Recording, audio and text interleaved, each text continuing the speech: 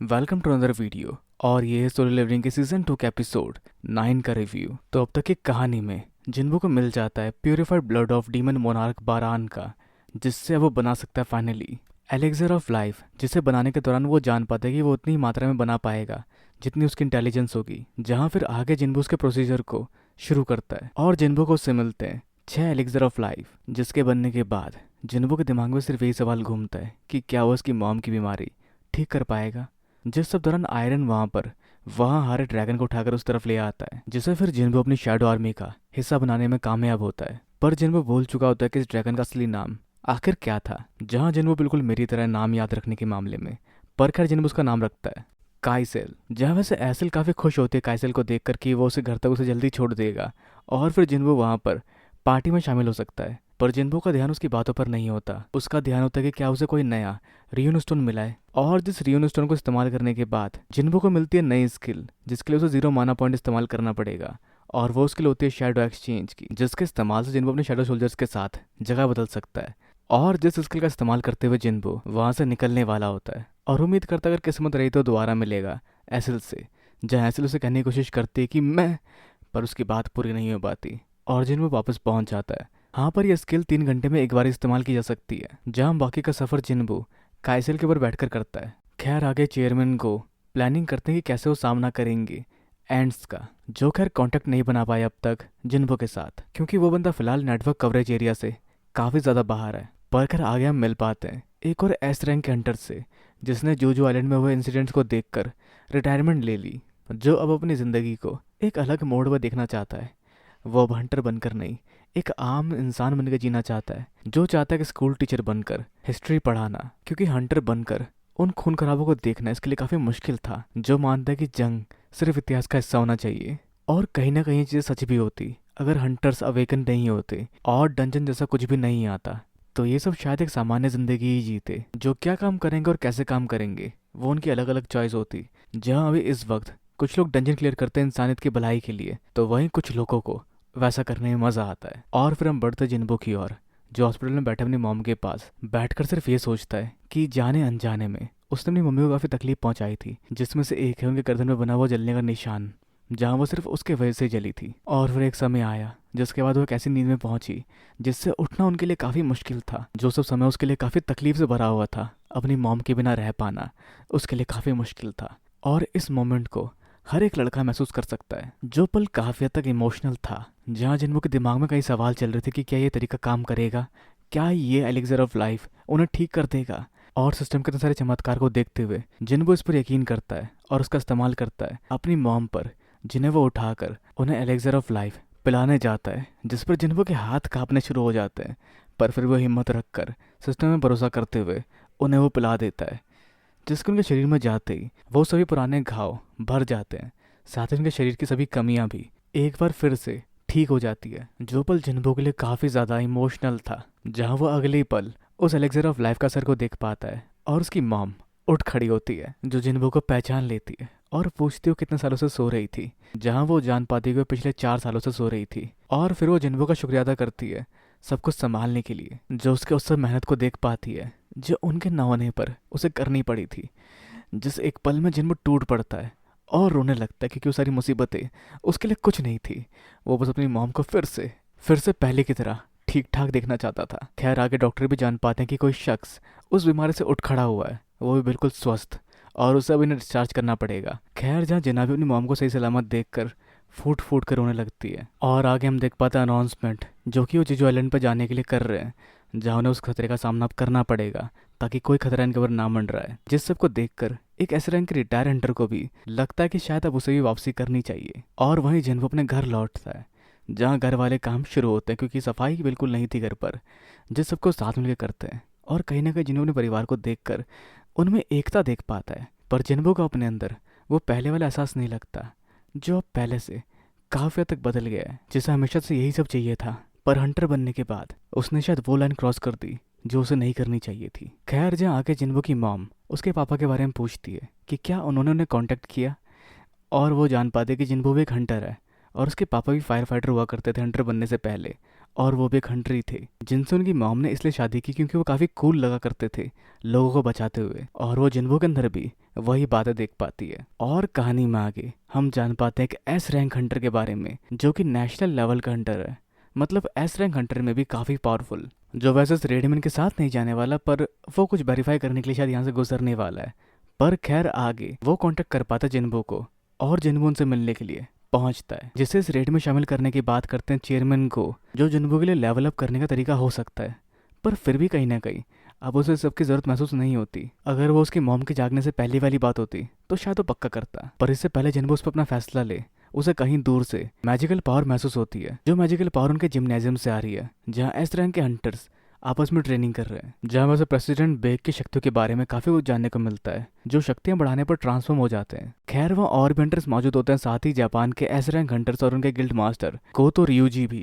खैर जहाँ आगे जापान वाले देख पाते हैं जिन्बू को, जो हाल ही फिलहाल में एस रैंक हंटर बना है, और उन लोगों को उम्मीद होती है कि वो एक अच्छा असेसिन टाइप है, पर वो असेसिन नहीं मेज टाइप है। खैर आगे वहाँ वो उन दोनों एस रैंक हंटर्स की लड़ाई को देखकर ज़्यादा हैरान नहीं होते क्योंकि उनके गिल्ड मास्टर काफ़ी ज़्यादा पावरफुल है। पर जो सब बात कोई समझकर वहाँ उनसे बहस करने आ जाता है। जिस शख्स का खुद का एक गिल्ड होता है पर उसके गिल्ड में सारे सिर्फ ए रैंक के हंटर्स होते हैं, जहाँ इस बात को लेकर बहस आगे बढ़ती है कि उन्होंने इनको कमज़ोर कहा है, जिस पर इनके कैप्टन यानी जापान के कैप्टन जापानी ट्रांसलेटर से साउथ कोरियन लैंग्वेज में ट्रांसलेट करने के लिए कहते हैं, जो जापानी सी होती है कि अगर सब यहाँ मौजूद है तो क्यों ना एक फ्रेंडली मैच हो जाए, पर यह मुकाबला सिर्फ एस रैंक हंटर्स के बीच में होगा और अपने नियम अपने आप तय कर लो, जिसे चेयरमैन को भी मंजूरी देते हैं, पर कुछ शर्तों के साथ।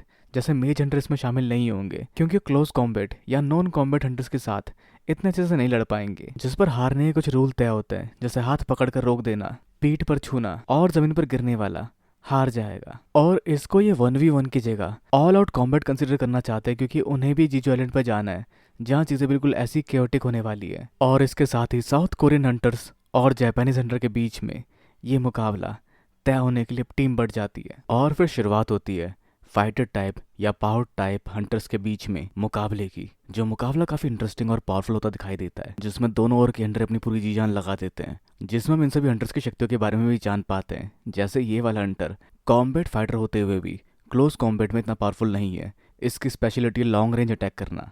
और वाइट गर्ल टाइगर के प्रेसिडेंट भी अपनी जी जान लगा देते अपने नए फॉर्म के साथ। और जापान के हंटर्स में से एक हंटर शायद अपनी मर्जी से लड़ना नहीं चाहता, वो एस रैंक का है, हो सकता है उसके टेस्ट क्या पता चला हो, पर उससे पहले वो किसी भी तरह का लड़ाकू बिल्कुल नहीं रहा होगा, जो डरता है अपनी स्ट्रेंथ यूज करने से भी। पर ये लोग बढ़ने वाले जेजू आइलैंड के खतरे की ओर, और क्या वो उसका सामना करने लायक है, जो आजमाने के लिए बेग अपनी शक्ति बढ़ाकर उससे लड़ने के लिए आगे बढ़ता है। पर वो हंटर सिर्फ वहां से अपनी जान बचाकर भागता रहता है, पर उसके अलावा बाकी लड़ाइयों में जापान की जीत होती है, जिसमें से एक दूसरे हंटर को पटक देता है, तो वहीं दूसरा हंटर अपने सामने वाले हंटर के हाथ पकड़ लेता है, जो कि इन लड़ाइयों में सेट किए गए रूल्स में से थे, जिसका मतलब अभी ये दोनों हंटर्स हार चुके हैं। और वहीं बेग जो एक हंटर का पीछा कर रहा था, उसके सामने आते हैं दो और हंटर जिन्होंने अपने अपोनेंट्स को हरा दिया है। और वहीं चाहन अपने अपोनेंट से काफ़ी बेहतरीन तरीके से लड़ती है, जिसका फाइटिंग स्टाइल ऐसा होता है जैसे मानो वो डांस कर रही हो, बिना एक रिदम छूटे और तेजी बनाए हुए, जिसका सामना उसके अपोनेंट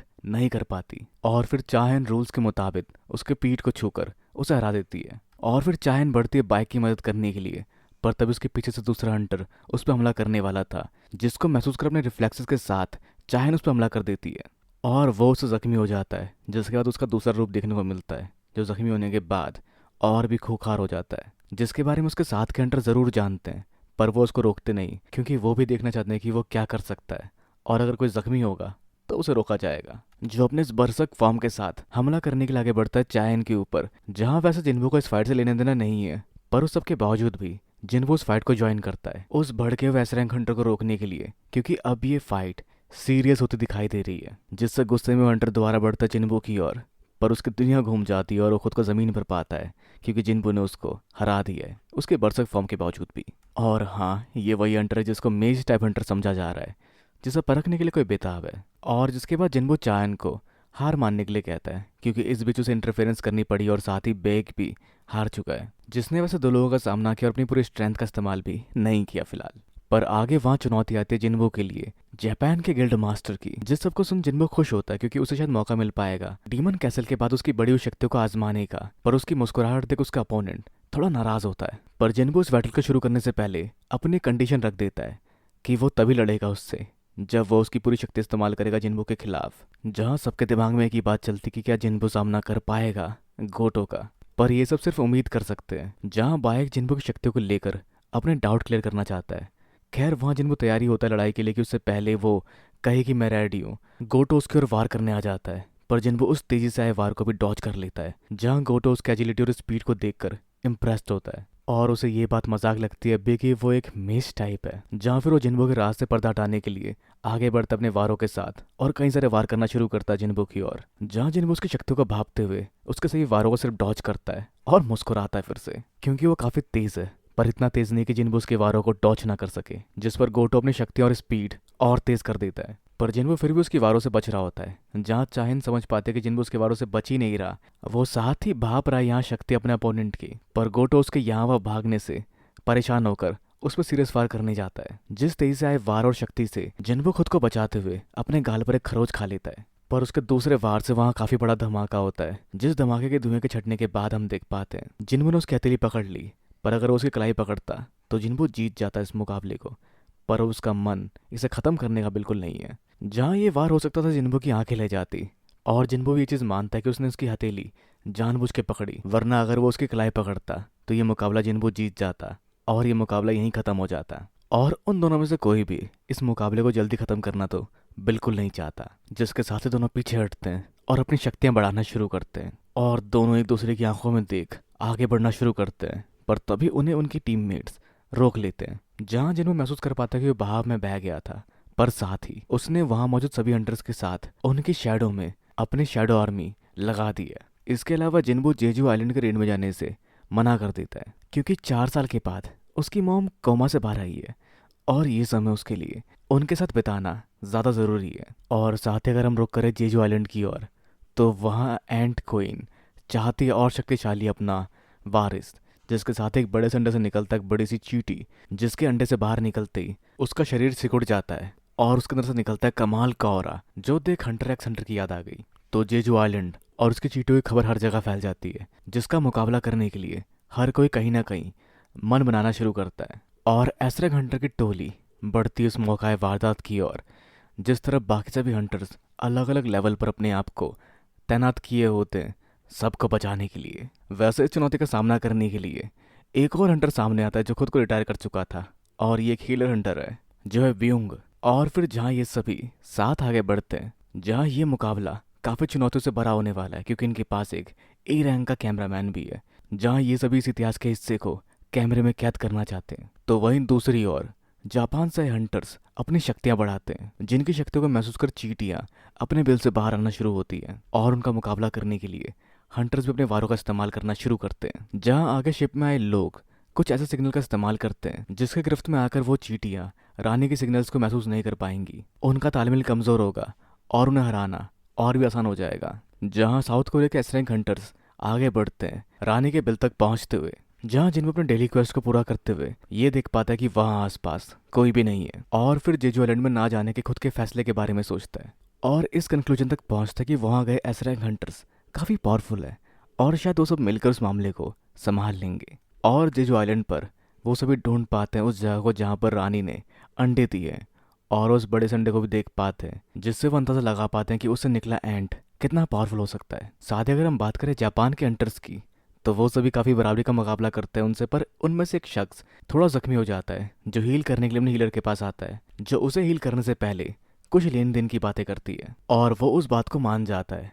जहाँ इससे पहले वो उसको हील कर पाती, उसकी गर्दन उसके सर से गायब होती है, और उनकी तरफ बढ़ता एक नया खतरा जो कि एस रैंक हंटर्स को भी चुटकियों में मार सकता है। और हमला शुरू हो चुका है, हंटर्स का नहीं, हंटर्स के ऊपर, और जो भी ये ताकत है वो एस रैंक हंटर्स को भी आसानी से मार देती है, जिसकी तेजी का सामना ये लोग भी नहीं कर पाते, जो इनके वारों से बचने के साथ साथ इन्हें हरा भी देता है। और इस तरह से कई सारे एस रैंक के हंटर्स मारे जाते हैं। पर उस खतरे से अनजान बाकी सभी साउथ कोरिया के एस रैंक के हंटर्स अंदर उस चीड़ीनुमा फौज का सामना करते हैं और इन सबको हराते हुए आगे बढ़ते हैं उस खतरे की ओर, जिसको उन्हें हरा कर इस सबको हमेशा के लिए ख़त्म करना है, जिसके ठिकाने का अपनी शक्तियों से अंदाज़ा लगाकर वो लोग उस ओर बढ़ते हैं। जहाँ जंग के दूसरे हिस्से में हम देख पाते हैं जापान के एस रैंक के हंटर्स के अंदर एक अलग ही खौफ को, जो वहाँ मौजूद पावरफुल बीस्ट से काफ़ी ज़्यादा डरे हुए हैं, जो एकदम से अपनी सारी शक्तियों का इस्तेमाल कर लेते हैं उसके खिलाफ, पर उसके बावजूद भी लगता है ऐसा कि वो उसका सामना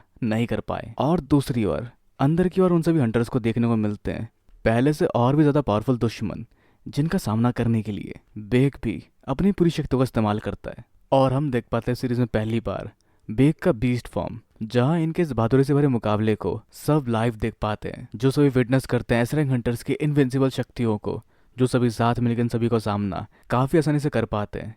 जहां ये सभी एंड वॉरियर लगभग ए रैंक के हंटर जितने पावरफुल हैं, जहां सभी अपने अलग अलग स्किल्स के साथ साथ मिलकर इन सबको हराते चले जाते हैं। और फिर वो आगे बढ़ते हैं मुकाबला करने के लिए इनकी रानी का, जिसका साइज काफ़ी बड़ा होता है और शक्तियाँ भी इनसे काफ़ी अलग होती है, जो जहरीले हमलों का इस्तेमाल करते हैं इनके खिलाफ, जिस हमले का सामना ये लोग नहीं कर पाते अगर इनके साथ इनका हीलर मौजूद नहीं होता। जो सभी साथ मिलकर रानी का सामना कर पाते हैं और अपने अलग अलग वारों के साथ वो रानी को काफ़ी कमज़ोर कर देते हैं, जिसके बाद फिनिशिंग दाव का जिम्मा आता है चाहन के ऊपर, जो हीलिंग हंटर के पावर के साथ अपनी शक्तियों को और एनहेंस करते हुए काफी तेजी से बढ़ती है रानी की ओर, जो अपनी तेज रफ्तार और तलवार के इस्तेमाल से रानी पर अलग अलग तरफ से वार करके उसे कमजोर कर देती है और आखिरी वार करती है उसकी गर्दन पर, जिसके कुछ देर बाद उसका सर उसके शरीर से अलग हो जाता है। और इस तरह से हंटर्स की जीत होती है, क्योंकि रानी अब मारी जा चुकी है। जिस सबसे काफी खुश होते हैं, क्योंकि ये इनके लिए काफी बड़ी अचीवमेंट है। ये जीत हासिल करने के लिए इन्होंने पहले भी कई सारे हंटर्स को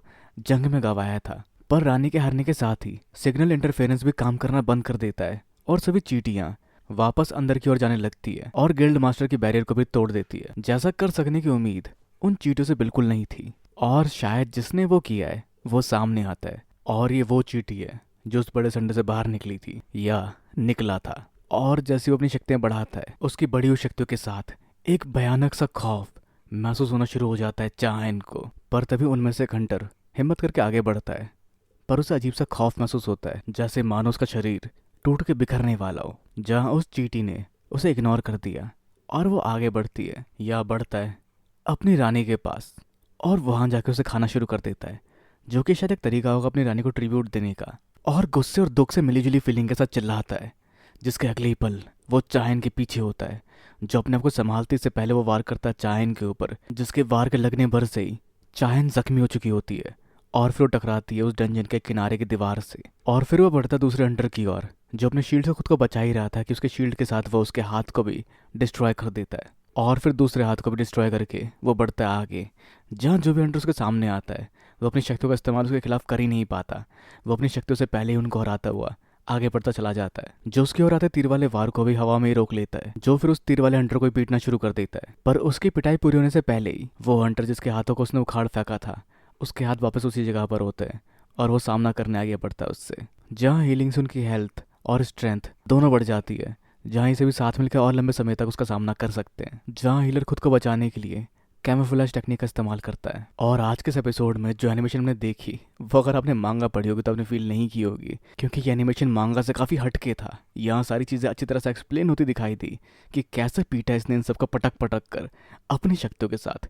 जहाँ ये कैरेक्टर काफ़ी ज़्यादा ओवर पावर्ड लगता है इन सभी एस रैंक हंटर्स के मुकाबले, जो वैसे कैमोफ्लेज के पार भी देख सकता है, जो जानता है कि कोई वहाँ से इन सबको हील कर रहा है, और वो छुप के बैठा अपनी टेक्निक के साथ। और तभी अगले पल इससे पहले कोई हंटर उस तक पहुँच कर उसे बचा पाए या वो खुद कुछ एक्शन ले पाए, उसके मुंह से खून निकलना शुरू होता है, जिसके कुछ देर बाद वो देख पाता है कि उसकी छाती के आर पार एक हाथ जा चुका है, जो मरने के कगार तक पहुंचने के बावजूद भी अपने दोस्त को सिर्फ एक ही चीज़ कह पाता है, भाग जाओ यहाँ से। जिसके अगले पल ही वो चींटी उसका सर खा लेती है या खा लेता है। जहाँ अपने दोस्त को मरता हुआ देख गुस्से में बेक उसकी ओर बढ़ता है, जिसकी ओर उसके दोस्त के शरीर को फेंकने के साथ ही अगले पल वो उसकी गर्दन पकड़ लेता है, जिससे वो अपनी शक्तियाँ खोकर बेस फॉर्म में वापस आ जाता है। जिसके कुछ देर बाद उस बीस्ट या चींटी का मुंह हिलता है और उसके अंदर से एक आवाज़ आती है, जो बेक के दोस्त के कहे गए कुछ आखिरी शब्द थे कि भागो। और उसके बाद वो बीस्ट बोलना शुरू करता है, जहाँ शायद जिसको वो खाता उसकी एबिलिटी पा लेता है, जो कहता है तुम सभी कमज़ोर लगते हो, तुमने हमारे सभी सोल्जर्स को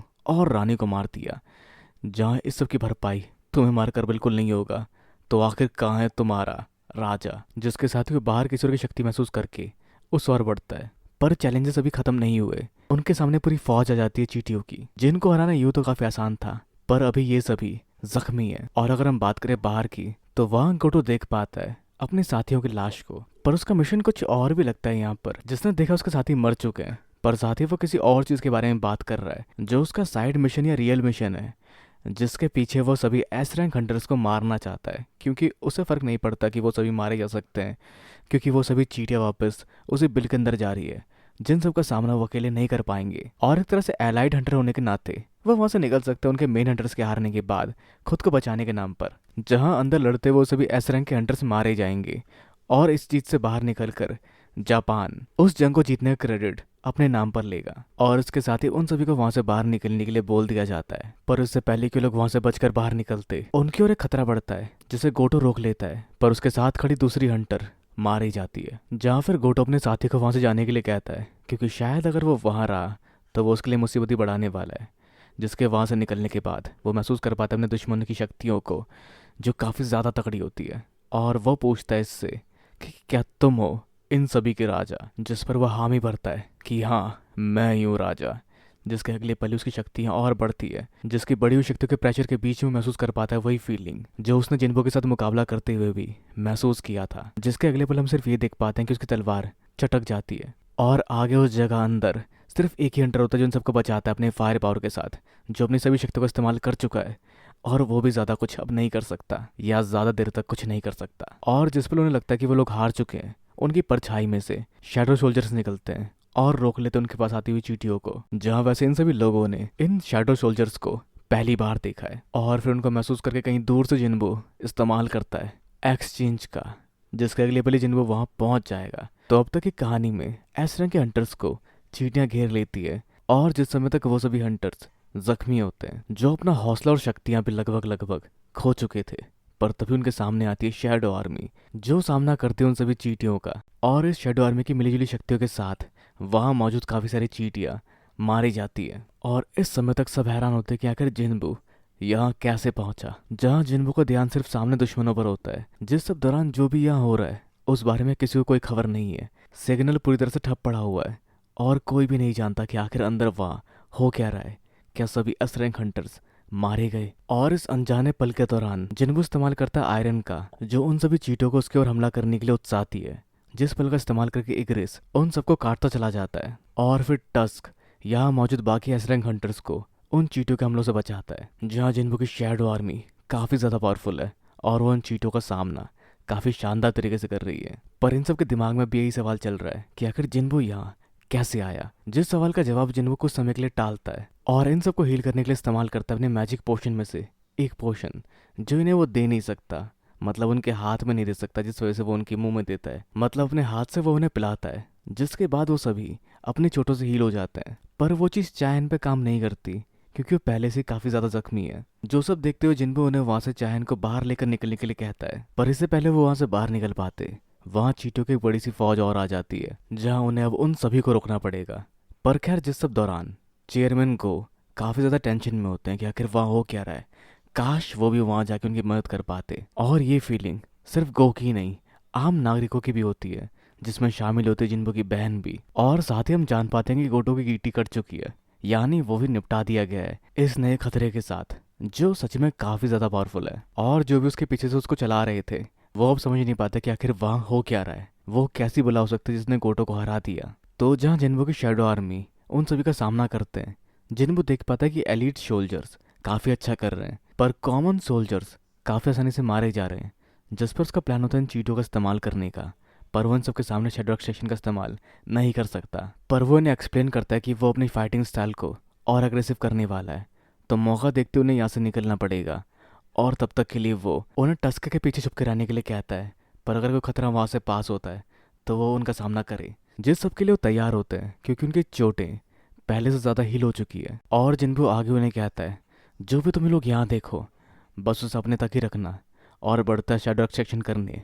पर तभी उस दौरान वहाँ मौजूद सभी चींटियाँ अपना सर किसी की सलामी करते हुए झुका लेती है और पीछे हटकर किसी के लिए रास्ता साफ करती है, जिसके वहां तक पहुंचने से पहले उसकी काफी पावरफुल माना वहां वो सभी लोग फील कर पाते हैं। और अगर वो लौट चुका है तो उसका मतलब गोटो मारा गया। जो सब सोचते हुए वो सभी काफी ज्यादा हैरान होते हैं। और वो खतरनाक चींटी वहां आकर फिर से ढूंढती है कि आखिर कौन है राजा यहाँ पर, जिसको मैंने अभी हराया वो राजा नहीं था। और जिन्बू उसकी शक्तियों की वजह से गोटो के साथ भेजे हुए शैडो को महसूस नहीं कर पाया था, जिसके साथ ही जिन्बू आगे उसकी ओर बढ़ता है, उसकी ओर अपनी शक्ति बढ़ाए हुए, जहां दोनों एक दूसरे की आंखों में देखते हुए जंग का आगाज करते हैं। जिन दोनों की बातों के बीच में जिन्बू उसको टॉन्ट मारता है और वो भी जिन्बू की शक्तियों को भाप पाता है, जो उसे महसूस होती है कि काफी ज्यादा है। और उस भी दौरान ब्रॉडकास्टिंग चैनल को सिग्नल वापस मिल जाता है, जो देखते हुए बिना कुछ सोचे समझे वो दोबारा ब्रॉडकास्ट शुरू कर देते हैं, जहां सभी हैरान होते हैं उस जंग के मैदान पर एक शख्स को देखते हुए,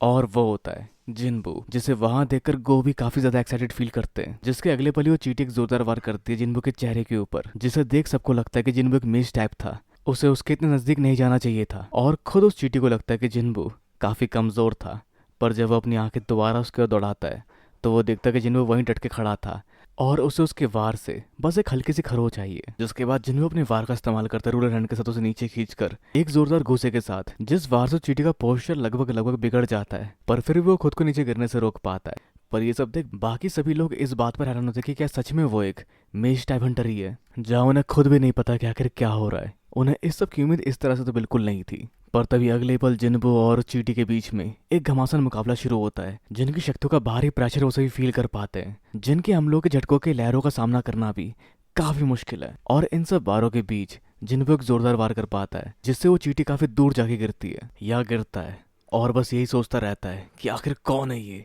एक इंसान इतना पावरफुल कैसे हो सकता है। जिन दोनों का ये जोरदार मुकाबला यूं ही कंटिन्यू रहता है, पर तभी अगले पल जैसे जिन्बू उस पर एक वार करता है, वो अपने गुप्त वार का इस्तेमाल करता है, जहाँ उसकी जीभ बाहर निकलती है और जिन्बू के चेहरे पर एक खरोच मारते हुए बढ़ती है, जो कोई आम वार नहीं था। उस वार के साथ जिन्बू पॉइजन हो जाता है, जो आसपास की मरीन लाइफ की टॉक्सिसिटी से बना है, जिस जहर में उसने अपनी शक्तियां जोड़कर उस जहर को और भी ज्यादा असरदार बना दिया है, जिससे अब जिन्बू हिल नहीं पाएगा।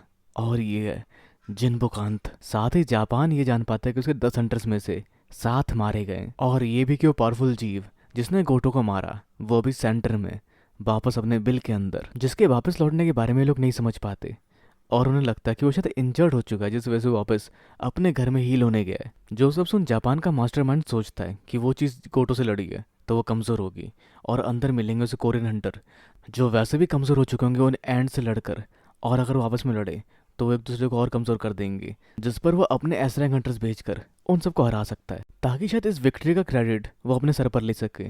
जिस पर जो भी हंटर समुद्र की ओर बढ़ रहा है वो उन्हें दोबारा आइलैंड के अंदर उस जगह बढ़ने के लिए कहता है। पर वहां जाने के बारे में सोच कर ही उनमें से एक हंटर कहाँ उठता है, जिसने उस चीज़ को अपनी आंखों से लाइव देखा था, जो सच में काफ़ी पावरफुल थी, जिसकी पावर को उसने फील किया था, और जो अभी खात्मा करने वाली है जिन्बू का। पर इससे पहले वो उस हालत में जिन्बू की ओर वार करे, जिन्बू उसके हाथ को रोक कर उस पर एक जोरदार वार करता है, जिस सबसे चींटी के अंदर थोड़ा सा खौफ बढ़ते हुए दिखाई देता है, जैसा एक खौफ जिन्बू के अंदर भी है, जो इस जंग को जल्दी खत्म करना चाहता है ताकि वो किसी तरह से चाहे इनको हील कर सके। और वो वार करने पड़ता है चींटी के ऊपर, जो सब देखते हुए चींटी अपनी छुपी शक्तियों का पूरा इस्तेमाल करते हुए अपने हिडन फॉर्म का इस्तेमाल करता है, जिसे अब तक उस फॉर्म को इस्तेमाल करने की जरूरत नहीं पड़ी थी, जिसके खिलाफ जिन्बू भी अपने नए खंजरों के साथ तैयार होता है, और वो बढ़ता है उसकी ओर।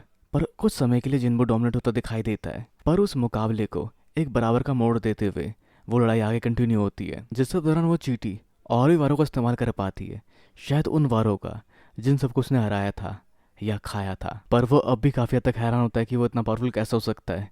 जिन्बू की रफ्तार और ही बढ़ रही है, पर कैसे कोई इंसान इतना शक्तिशाली कैसे हो सकता है। पर फिर भी अपनी शक्तियों से सबको चौंकाते हुए वो दोनों साथ में आगे लड़ते हुए बढ़ते हैं, जिनकी रफ्तार और तेजी और प्रेशर सब वहाँ महसूस कर पाते हैं, जिसको वो अपनी आंखों से ट्रैक करने तक की कोशिश करते हैं, पर वो लड़ाई इतनी तेज होती है कि उनके लिए ट्रैक करना भी मुश्किल हो जाता है, जो सभी एनिमेशन में काफ़ी बखूबी तरीके से दिखाया गया है, एक ठहराव और फिर तेजी के साथ। इस फाइट की डेप्थ को हम देख पाते हैं एनिमेशन में, जहाँ इतने सारे दाव कुछ एक पल के अंदर ही दोनों एक दूसरे को आजमा ले रहे हैं। और फिर आता है एक पल जब जिन्बू उसको धोता हुआ और अपनी शक्ति का इस्तेमाल करते हुए उसे घसीटता हुआ आगे बढ़ता है, पर इस बार वो चींटी भी तैयार होती है, जो जिन्बू को घसीट कर उसे अपने वारों का स्वाद चखाने जाती है। पर इस एक पल तक जिन्बू ने भी अपनी सारी शक्तियों का इस्तेमाल नहीं किया था, जिसे मिलती है नई एबिलिटी अपग्रेड म्यूटिलेशन। और जिन्बू की शक्तियों का वहां हम बढ़ते हुए देखते हैं, इसके साथ ही वो उस चींटी के हाथों को काट देता है और उसे पूरी तरह से नस्तानाबूद कर देता है। पर तभी वो चींटी डटी होती है, जो अपने हाथों को और जख्मी अंगों को दोबारा रीजनरेट कर लेती है और एक बर्फीली दीवार सामने रखकर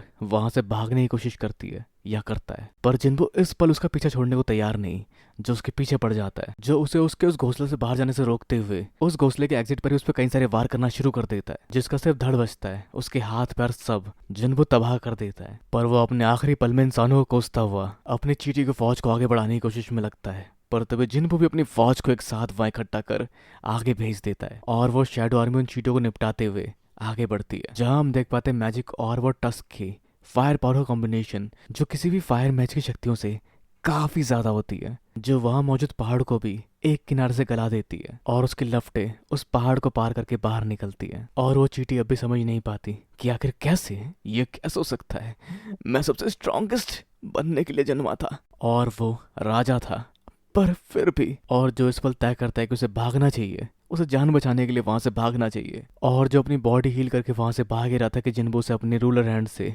रोक लेता है, जिससे वो नीचे गिर जाता है और वो ऊपर जिन्बो की ओर देखता है, जहाँ जिन्बो की आंखों में देखने के कुछ देर बाद वो दोबारा भागना शुरू करता है। पर आखिर वो भागता भी तो कहाँ तक, जिन्बो दोबारा उसके पीछे आता है अपना खंजर अपने हाथ में लिए, और म्यूटिलेशन मैक्स पावर शक्ति को इस्तेमाल करते हुए वो मिड एयर में ही कई सारे वार करता है उस चींटी के ऊपर, और जहाँ इस वार से उस चींटी की आत्मा तक डिस्ट्रॉय हो जाती है और वो पूरी तरह से हार जाता है, जिसके साथ ही जिन्बो को मिलता है लेवल अप। और ये सब नज़ारा देख वहाँ मौजूद चींटियां भी वहां से भाग जाती है, पर खतरा भी टला नहीं, चाहेन अब भी जख्मी है, जिसके ढलते हुए ऑरा को देखते हुए जिन्बो उस पर इस्तेमाल करने जाता है एलेक्सर ऑफ लाइफ का, जिस पर फिर से वही कंडीशन सामने आती है कि उसकी शक्तियां अभी काफी कमजोर है और उसे कोई बीमारी नहीं है, और एलेक्सर ऑफ लाइफ किसी भी तरह की बीमारी को क्योर कर सकता है, चोटों को नहीं। जो सब देख जिनको समझ नहीं पाता कि उसे आखिर क्या करना चाहिए, अगर वो वहां से बाहर भी निकलेंगे तो उस समय भी काफी समय लग जाएगा। पर तभी जिन्बो की नजरों में एक और प्लान होता है। तो अब तक की कहानी में जिन्बो कोशिश करता है चाहेन को हील कर पाने की, पर वैसा नहीं हो पाता। जैसा करने की कोशिश में उसकी शैडो आर्मी मारे गए ब्यूंग की लाश को वहां ले आती है। खैर इस सब के अलावा हम बाहर देख पाते सभी चीजों का आतंक, और जापान के हंटर्स, जिनमें से एक ऐसे हंटर ने ठान लिया कि वापस अंदर नहीं जाएगा, क्योंकि जो उसने देखा उसके बाद वो अंदर नहीं जा सकता, क्योंकि गोटो काफी आसानी से मारा गया था। पर वो जान पाता है कि जिसने गोटो को मारा था वो मारा गया है, और उस जगह हम देख पाते हैं ब्यूंग की शैडो को समन कर लिया जाता है, और पहली बार ये सब लोग जिन्बो की समनिंग टेक्निक की शक्तियों को जान पाते हैं, जिसमें वो मरे हुए लोगों को भी समन कर पाता है। और जिन्बो उसके बारे में ज्यादा कुछ खास नहीं जानता था, उसे बस उसकी आवाज सुनाई दी जो यहाँ मदद करना चाहती थी, चाहेन की।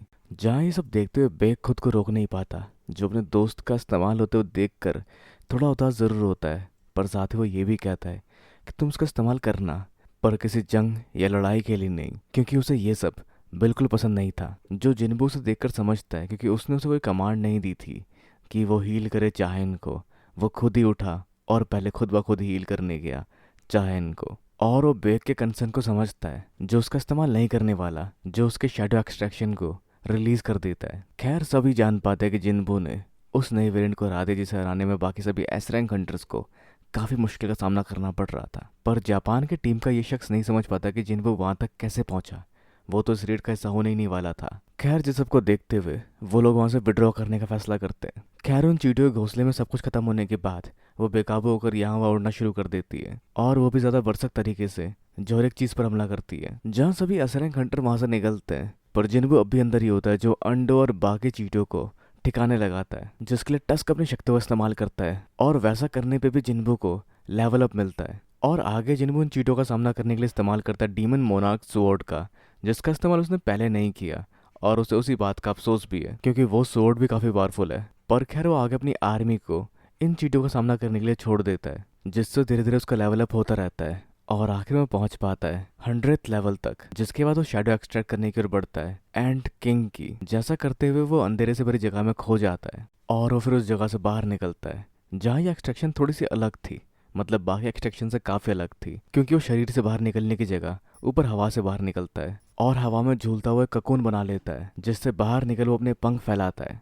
और सामने आता है, जो वैसे बात भी कर पाता है। मतलब ऐसा पहली बार था कि कोई शैडो एक्सट्रैक्शन के बाद बात कर पा रहा था, जो जिन्बो को अपना किंग मानता है और जिन्बो से अपने लिए नाम मांगता है। जहाँ शैडो की रैंक जर्नल होती है, जो वैसे पहली बार है जिन्बो के लिए, और जिन्बो उसको नाम देता है बीडू, मतलब बेरू, जो जिन्बो काफी वफादार होता है, क्योंकि जिन्बो उससे पूछ लेता है क्या तुम मुझ पर गुस्सा नहीं हो, तुम मेरे वजह से मारे गए।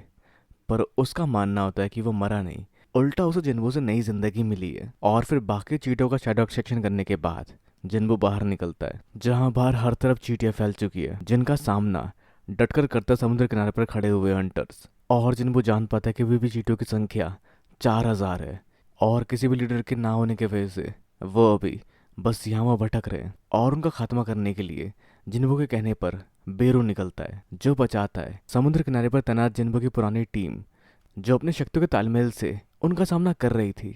पर नजर हटते ही उन पर उस चींटियों का वार होने ही वाला था, जिसको रोकता है बेरू, जो उस किनारे पर खड़ी सभी चींटियों को मार देता है। और आगे जिन्बू एसरंग की टीम को बचाता है चींटियों के आतंक से, जिनका बैरियर लगभग खत्म हो चुका था और उनका हेलीकॉप्टर तबाह हो सकता था।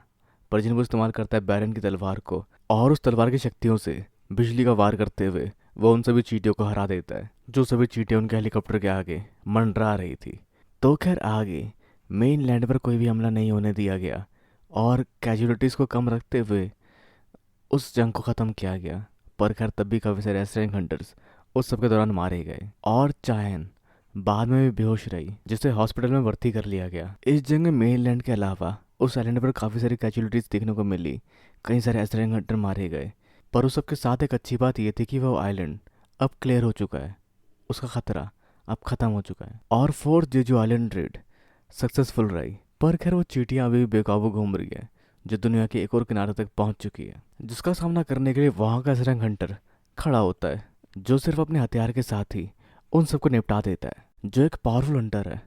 और उससे आगे चलकर मुलाकात जरूर होगी। तो खैर आगे फ्यूनरल सेरेमनी में पहुंचता है जिन्बू, जिस समय तक लोग उसे क्रिटिसाइज कर रहे थे कि अगर वो पहले पहुंचता तो इतनी कैजुअलिटीज़ देखने को नहीं मिलती।